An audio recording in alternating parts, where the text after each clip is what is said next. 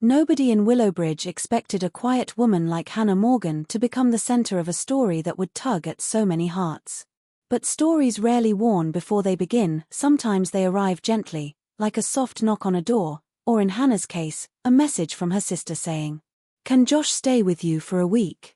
I really need a break." It was a message that felt harmless, until it wasn't.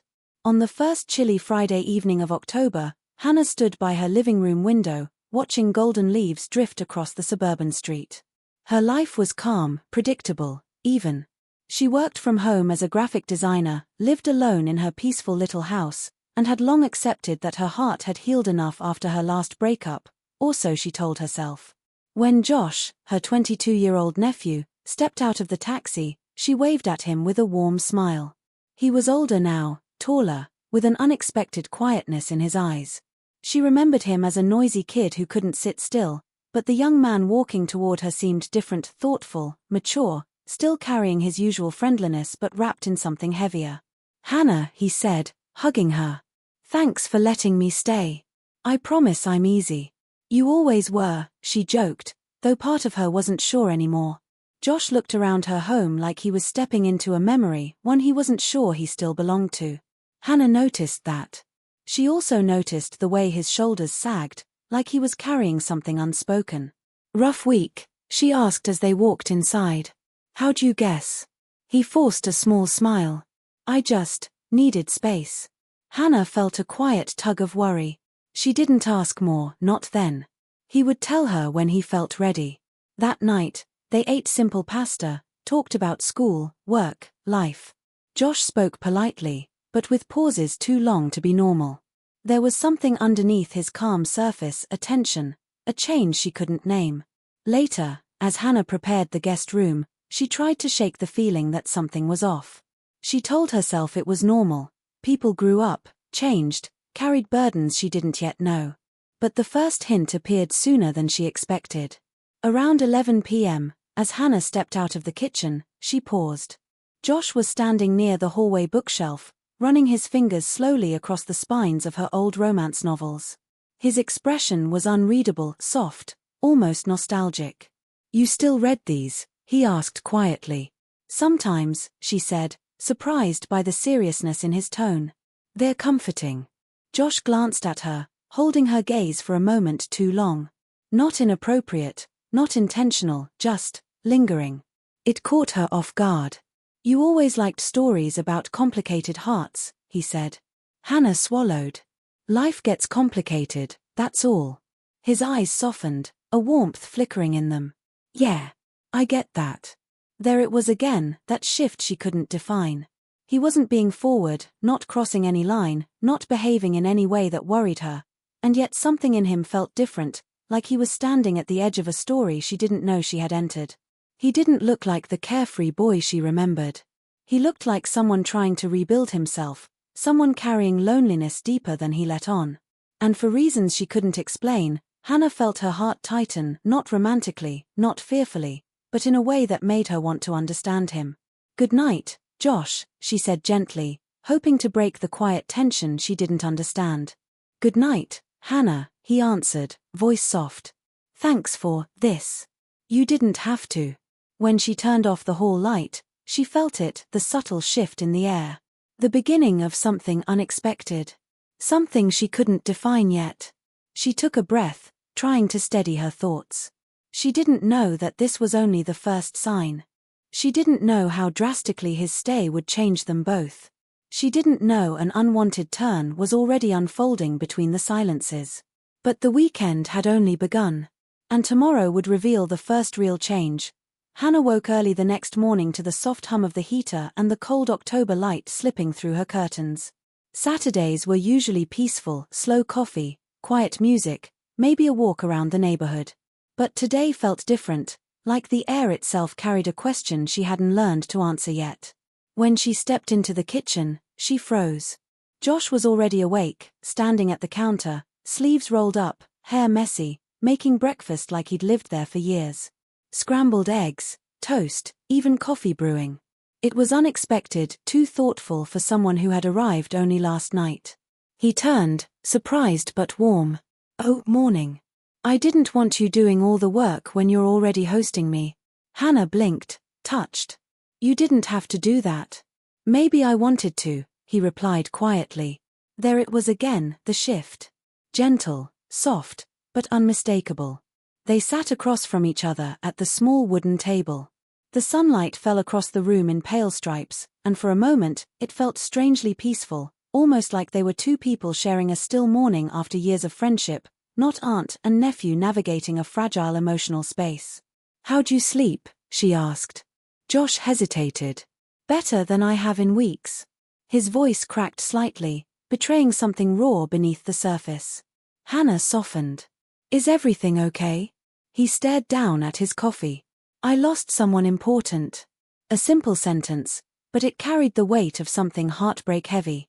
Her breath caught. A breakup. His jaw tightened. Yeah. And it wasn't mutual. A familiar kind of ache filled her. She remembered her own heartbreak, the one that had carved quiet spaces inside her years ago. I'm sorry, she murmured. He nodded, trying to smile. It feels dumb, I know. It doesn't, she said firmly. Losing someone you care about, it hurts. It changes how you see everything. His eyes lifted, soft, grateful. That look again. Not inappropriate. Just searching. And Hannah felt a small, guilty tug at her chest. Not attraction, she knew the line, and she respected it.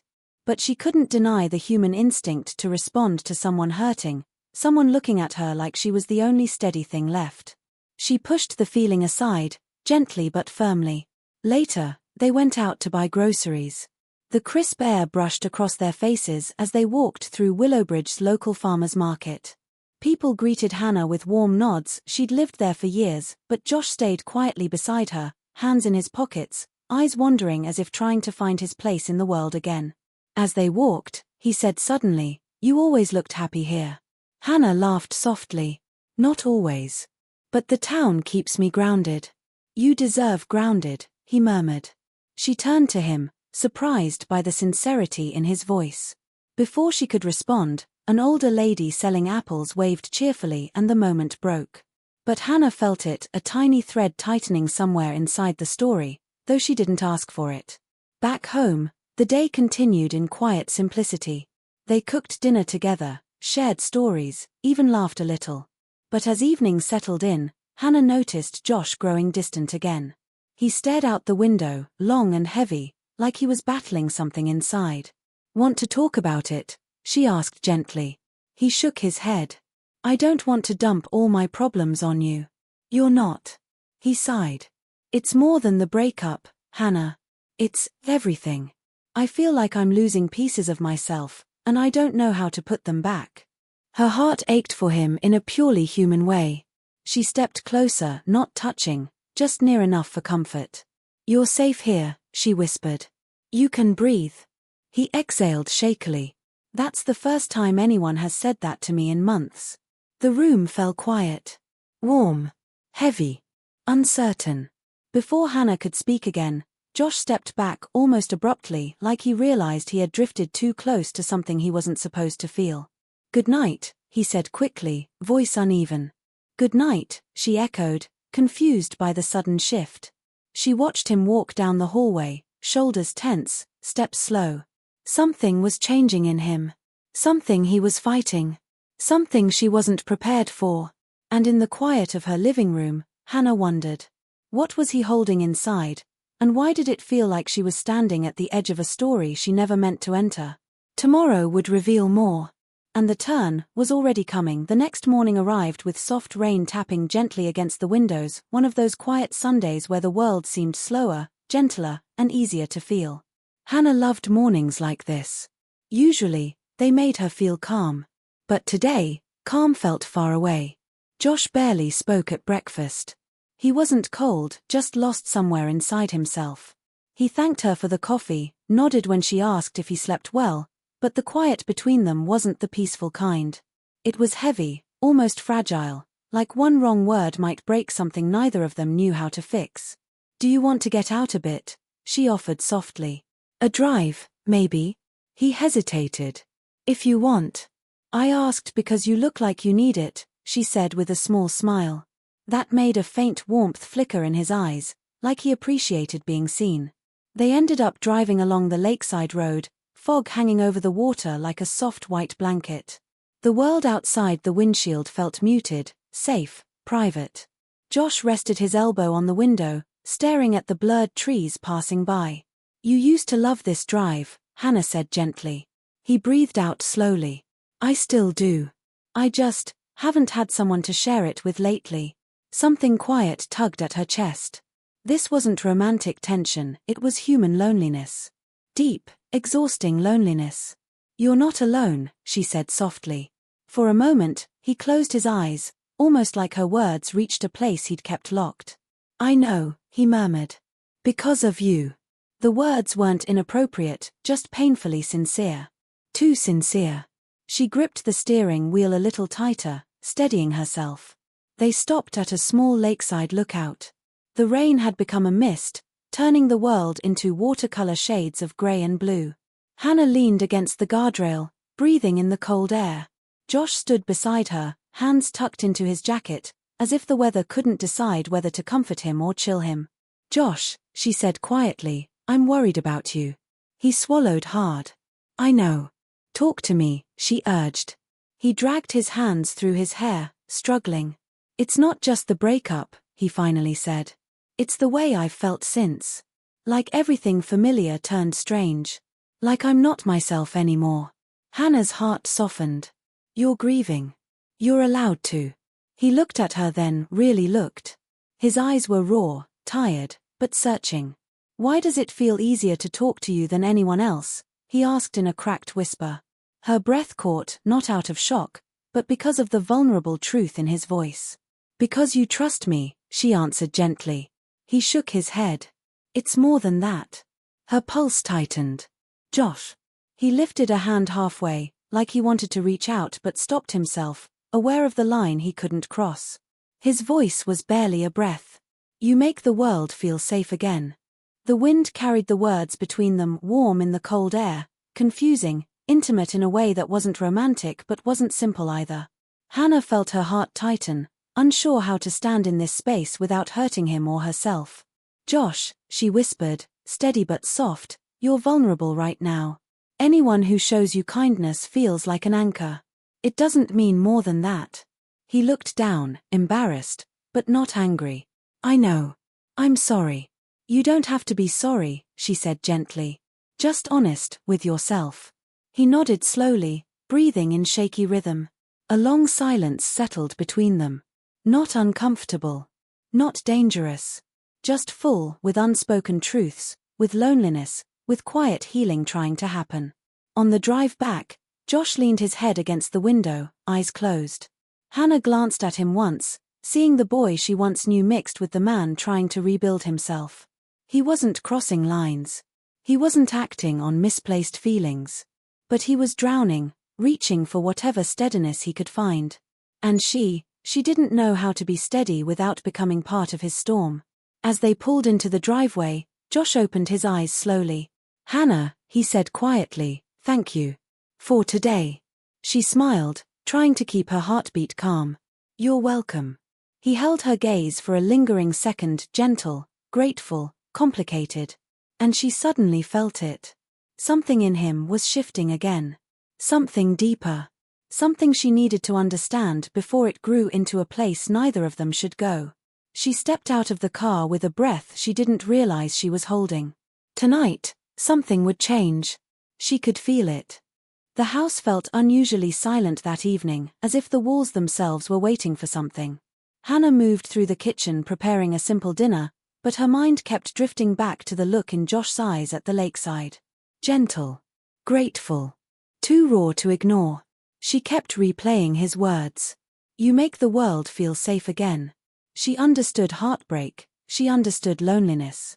But she also understood boundaries, and right now, those boundaries felt like thin glass between them. As she stirred the pasta, she heard quiet footsteps behind her. Josh stood in the doorway, hands in the pockets of his hoodie, hair messy from running his fingers through it. He looked less lost than earlier, but more vulnerable. "Smells good," he said softly. She smiled. Comfort food. He leaned against the counter across from her, watching her with an expression she couldn't quite name. Not romantic. Not childish. Something between exhaustion and a need to feel connected. You didn't have to cook, he murmured. And you didn't have to make breakfast, she reminded him gently. That earned her a small, real smile, one that told her he was healing, slowly. After dinner, the rain returned, drumming softly against the windows. The house felt warm in contrast, a little too comfortable, a little too quiet. Hannah settled onto the couch with a blanket and a mug of tea. She expected Josh to retreat to his room, maybe play music or rest. Instead, he walked over, hesitated only a moment, and sat at the far end of the couch, giving distance, but choosing to stay. I can leave you alone if you want, he said. You're fine, she assured him. Just relaxing. They watched a movie, something easy and warm. For a while, it felt normal. Safe. But near the end of the film, Hannah noticed Josh's breathing shift. Not heavy, not tired, just unsettled. His eyes stayed on the screen, but his thoughts were clearly elsewhere. Josh, she asked quietly. What's going on? He didn't answer right away. Then, in a whisper almost too soft to hear, he said, I keep thinking about earlier. Her heart clenched. About the lake. He nodded. About the way you talked to me. The way you understood. That's because I care about you, she said gently. But caring isn't confusing. It's just human. He exhaled shakily, looking down at his hands. You're the only one who sees me right now. The only one who doesn't make me feel broken. You're not broken, Josh. He looked at her then, eyes tired, honest, fragile. I feel like I am. Hannah felt a deep ache for him, not a romantic pull, but a human one, an instinct to comfort someone who had been carrying too much for too long. Without thinking too hard, she moved closer, not touching him, just closer, offering presence rather than affection. You're going through something painful, she said softly. Pain changes how we see everything, everyone. But it isn't permanent. You'll find yourself again. The look in his eyes shifted, warm, emotional, searching. I don't know what I'd do without you right now, he whispered. You don't have to think about that, she replied gently. I'm here. He closed his eyes, inhaling a shaky breath like those words hit somewhere deep. Then it happened, the moment she didn't expect. Josh leaned his head just slightly in her direction. Not touching her, not crossing a line, but the closeness was tense, delicate, almost dangerous in how fragile it felt. His voice trembled. Hannah, can I ask you something? Her heartbeat tightened. What is it? He opened his eyes, confusion and emotion mixing inside them. Why does it feel like being around you hurts and helps at the same time? She froze, not out of fear, but because she finally understood the shift she had been sensing all weekend. Josh wasn't falling for her.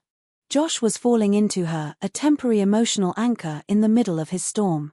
Because, she said softly, choosing every word with care, you're vulnerable. And when people feel lost, they sometimes attach meaning where there isn't any. It's not your fault. But it's not real.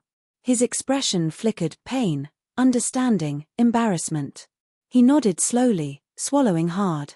I didn't mean to make things weird. You didn't, she whispered. But we have to be careful. You're grieving. Your heart is trying to find something steady, but it's not me, not in that way. Josh looked away, blinking hard like he didn't want her to see emotion gathering in his eyes. I'm sorry, he whispered again. You don't need to apologize, she said, her tone soft but firm. You just need time. And I'm here for that. The room fell into a deep, quiet stillness. He finally stood, taking a shaky breath. I think I should go to bed. She nodded. Rest. Tomorrow will feel easier. But as she watched him walk down the hallway, shoulders stiff and heart clearly aching, she sensed it again. Something inside him was unraveling and rebuilding at the same time. Something complicated. Something emotional enough to become dangerous if not handled carefully. Tonight hadn't crossed a line, but it had pressed right up against one. And tomorrow would bring the moment she feared and expected. The turn she had tried to prevent. Monday morning arrived quietly, But the quiet didn't feel peaceful anymore, it felt like the air was holding its breath. Hannah stood by the kitchen sink, pouring herself a cup of coffee. She expected Josh to wake late after the emotional weight of the previous night. But instead, she heard soft footsteps behind her. Josh entered the kitchen slowly, his shoulders tense, his eyes tired but strangely determined, like he had been rehearsing something he wasn't sure he should say. "Morning," he murmured. "Morning," she said gently. "How'd you sleep?" He shrugged. "Barely." Hannah felt her chest tighten. Something was coming. He sat at the table, hands clasped, gaze unfixed. She could feel the tension drifting off him, not anger, not resentment, but conflict. Deep emotional conflict. "Josh," she said softly, "whatever you're thinking, talk to me. Don't let it sit and grow into something it shouldn't." His jaw tightened. "That's the problem," he said quietly. "It already has." Her heart sank. He looked up slowly, his expression heartbreakingly honest. "I told myself last night that I was confused, and maybe I am," he whispered. "But I also know that being around you makes everything feel clearer and harder at the same time." Hannah's breath caught. He wasn't leaning toward her. He wasn't crossing any physical line. But emotionally, he was standing at the edge. "You're not thinking clearly right now," she said softly. "Maybe not," he admitted, voice trembling. "But I'm thinking honestly." She shook her head gently. "You're hurting, Josh. I'm a safe place, that's all. Pain creates attachments that aren't real." He breathed in hard, like he was fighting himself. "I know this is wrong," he whispered. "I know it. But the last few days, it feels like you're the only person who sees me. The only person who listens. The only person who actually cares how I feel." "I care because I'm family," she said quietly, steadying her voice even though her heart felt heavy. "Not because there's something more. Not because there should be." He closed his eyes tightly. "That's what makes it worse," he said, voice cracking. "I know I shouldn't feel anything. I know you don't. But I can't stop my head from twisting everything. And I hate myself for that." Her chest ached. She wasn't angry. She wasn't afraid. She was hurting for him, not because of him. "Josh, look at me," she said gently. He opened his eyes. "You're grieving. You're lonely. And when people are emotionally raw, they can mistake comfort for connection, safety for affection. It doesn't make you a bad person. It makes you human." He swallowed hard. "But it still feels wrong. And that's why we stop it now," she said softly but firmly. "Before your heart creates a story that doesn't exist." Josh dropped his gaze, fighting tears he didn't want to show. "And what do I do with all of this? What do I do with everything I'm feeling?" "You let yourself heal," she whispered. "You let time do what time needs to do. And you don't attach your heart to someone who's only meant to hold you steady while you're hurting." He exhaled a shaky breath, nodding slowly, understanding her, accepting the boundary, but still breaking inside. Silence filled the kitchen. A heavy silence. A necessary one. After a long moment, he whispered, "I think I should stay somewhere else this week." Her heart tightened painfully, but she knew he wasn't running from her. He was trying to protect both of them. "If that's what you need," she said gently, "I won't stop you." He nodded, wiping his eyes quietly, trying to hide the tremble in his hands. "I'm sorry," he said again, voice barely audible. "You don't need to apologize," she whispered. "You just need to find yourself again." He stood slowly, taking a deep, unsteady breath before walking toward the hallway. Every step he took felt like something inside him was tearing and trying to mend at the same time.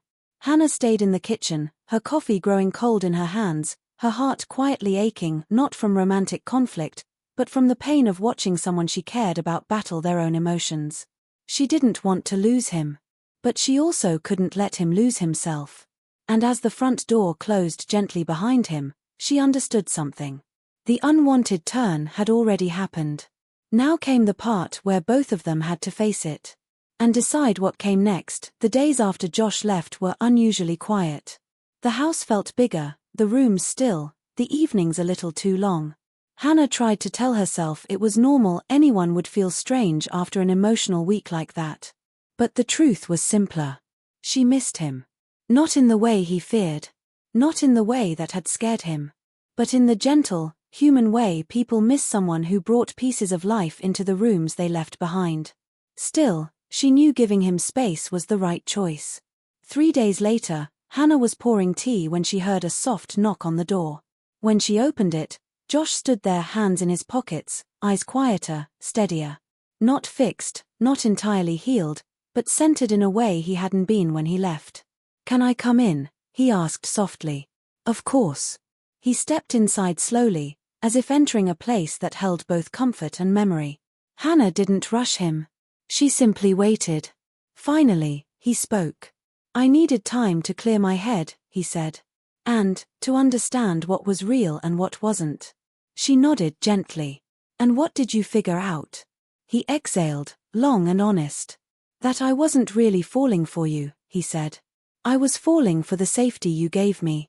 I confused the person who listened with the person I needed." Hannah's shoulders relaxed in relief, not because she feared him, but because she wanted him to see himself clearly. "That's an easy mistake to make when you're hurting," she said softly. He nodded. "But it wasn't fair to you. And it wasn't fair to me either." His voice steadied. "I don't want to run from you. I just want to understand myself better. And I needed to face the truth without leaning on you too much." Hannah smiled, warm and proud. "I'm glad you did." He swallowed, emotion tightening his voice. "I'm sorry for putting you in that position." "You didn't mean to," she said. "You were in pain. Emotions get messy when life gets heavy." He looked at her with genuine gratitude. "You didn't judge me. You didn't push me away. You handled it in a way that I'm not sure anyone else would have." Hannah's heart softened. "You were hurting. I wasn't going to abandon you for that." He smiled, small but real. They sat on the couch, not too close, not too far, just comfortably present. Josh rested his hands on his knees, breathing easier than she had seen in weeks. "I think I'm ready to go back home," he said. "You feel steadier?" He nodded. "Yeah. I talked to Mom. I talked to a friend I hadn't opened up to in a long time.